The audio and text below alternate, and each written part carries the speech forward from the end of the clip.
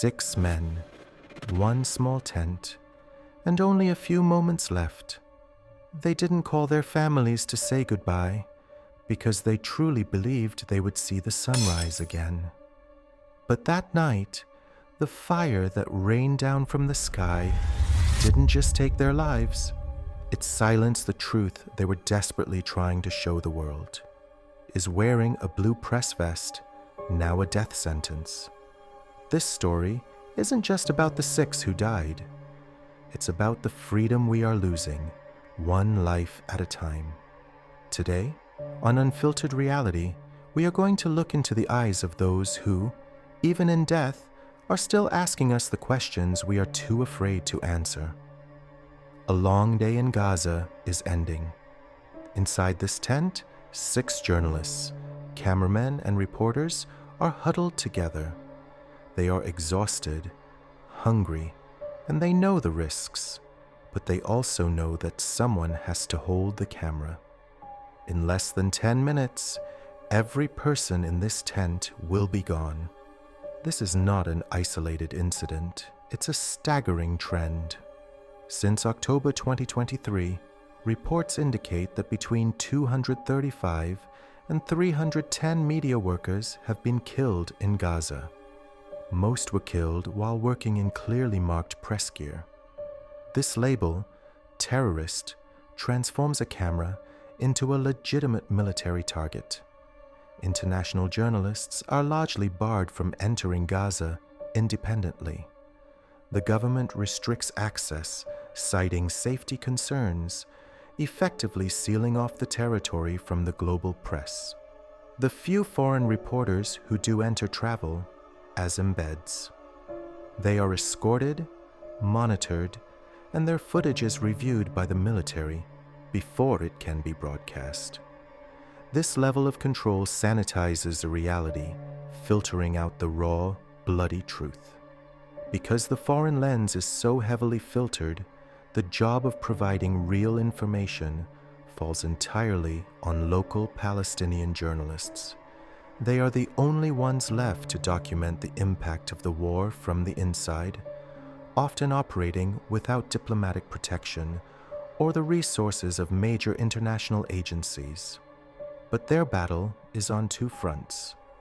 Inside Gaza, they face pressure to report a specific narrative, while airstrikes are systematically erasing the physical infrastructure of the press. The Palestinian Journalist Syndicate reports that over 70 media facilities, including news agencies and journalism schools, have been destroyed. With their offices in ruins, these journalists are forced to live in emergency, fragile tents near hospitals, the only places with reliable access to power and internet to upload their footage. The psychological toll is unimaginable. Many describe receiving anonymous calls and text messages from the military, warning them to stop or face the consequences. Israel currently ranks as one of the world's leading jailers of journalists, holding them in administrative detention without trial. Online, official campaigns label their footage as staged, using terms like Gazawood to systematically dismantle their credibility. Al-Sharif was one of the men in that tent. He was more than a reporter. He was a witness. He had been repeatedly threatened, and his own father was killed in an earlier airstrike. Yet, he continued, he knew that the ultimate threat to his safety was being designated a terrorist, a label that strips away a reporter's civilian status and turns their blue vest into a bullseye. When the drone, equipped with high-tech thermal sensors capable of identifying a human silhouette from miles away, identified their tent, it launched a precision strike. Anas and his 5 colleagues were killed instantly.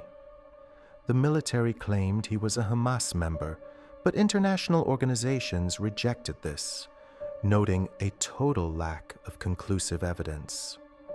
Both sides in this conflict view media as a tactical extension of war, spending tens of millions on propaganda campaigns to mobilize outrage. In 2023 alone, millions were spent on digital ad campaigns to control the narrative. This vast propaganda machine stands in stark contrast to the small, shaky cameras of individual journalists on the ground. They provide the only unvarnished eyewitness accounts that contradict official statements. History and justice depend on raw, real-time evidence. If these reporters are detained, discredited, or killed, we lose our ability to know what is actually happening. The loss of these journalists leaves a permanent, dark void in the information available to the outside world.